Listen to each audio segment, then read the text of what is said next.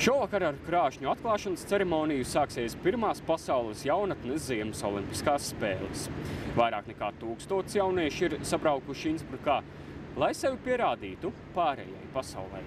Innsbruka olimpiskās spēles pie sevis uzņem jau 3. reizi. Pirmo reizi Alpu ieskautajā Austrijas Rietumfederālā zemes pērlē olimpiskās spēles risinājās 1964. gadā, pēc tam 1976. gadā. Un nu ir pienākusi kārta 3., kas vienlaikus ir arī pirmās. Latvija olimpiādē ir pārstāvēta ar 16 jauniešiem, un šī viņiem būs vienreizēja iespēja sevi pierādīt pārējai pasaulē. Bieži vien mēs zinām sportistus, viņi ir gatavi cīnīties, bet sadeg, kā viņi paši un treneris smējās, viss ir galvā.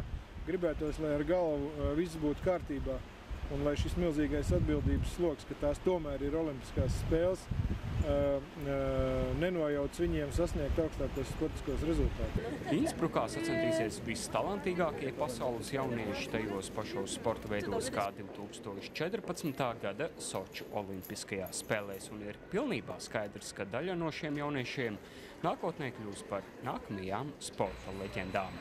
Pirmajā sacensību dienā uz starta izies Latvijas jaunie kalnu slēpotāji.